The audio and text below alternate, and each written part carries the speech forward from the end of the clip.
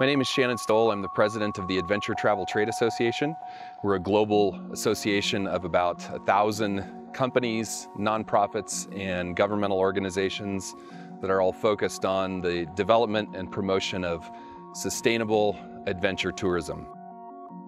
I was working at an environmental chemistry lab in Washington State back in the mid-90s, and a friend of mine had given me a call and said, I think that this e-commerce thing is going to be real, that people are actually going to buy stuff on the internet. So we decided to start an e-commerce company, and then we thought, well, what should we sell? And we were both outdoor enthusiasts, hikers, campers, bikers, skiers, so we said, let's sell outdoor gear. REI is not online yet.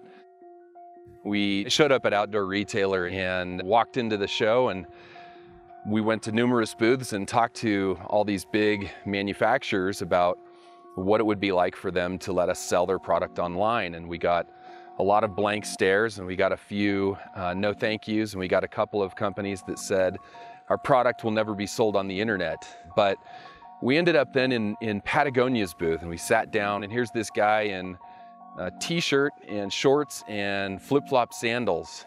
Here we are in our khakis and nerd shirts. Immediately we knew that we had some culture adjusting to do, but the beauty of that story is Patagonia said yes. And so that was our first vendor that we sold on the internet, and shortly thereafter, most of the other manufacturers followed suit.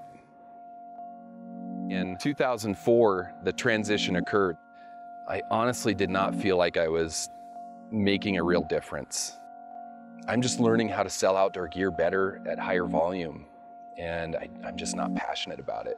But this, I mean, the impact is incredible. So I left Altrec and started my new role as president of the Adventure Travel Trade Association. I love my job. I get to work with incredible people, not only the ATTA team, but also what we loosely refer to as the Adventure Tribe, which is spread all around the world and are parts of the industry from the governmental level to the tour operator to the tour guide level. I love the fact that there's this common ethos, this common thread, this desire to do tourism right. I think what's so important about adventure tourism is that because it essentially relies on the sale of natural and cultural capital, that these are the companies who are at the forefront of conservation, of sustainability, of making sure that the local economy is cared for, because if the adventure travel companies don't take care of that, they lose their business.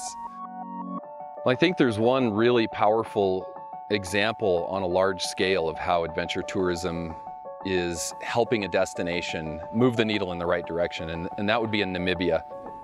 This is an environment where the people on the ground are now financially motivated to make sure that poachers do not take their rhino or their elephant or their lion, because they see how the tourism dollars that come in come directly into their pockets. When people are struggling financially, you know, environmental issues just are not important to them, and it's understandable. They have bigger issues to face. And I look at all the controversy around the captive orcas right now, and I understand why it's blowing up so big. And that's where I say, okay, there's an adventure travel solution to that, which is get responsible operators who can take people out on boats and see orcas in the wild. Is it more expensive? Absolutely. Shouldn't nature be worth more? Absolutely. And the job certainly is challenging. It's incredibly complicated, working in multiple cultures. Not only our members and our partners, but our staff is even multicultural. So it has its challenges, but I think probably the hardest part of the job is just being away from my kids. You know, it requires a lot of travel, so I'm on the road a lot, and it chews people up all the time. What makes the sacrifices bearable is the fact that I do believe that what we're doing is making a positive change for people. I do think that the adventure tourism industry is reducing poverty in a lot of situations, so I feel like my life's work is a much bigger picture than just a job. And honestly, I can't even imagine doing anything else at this point.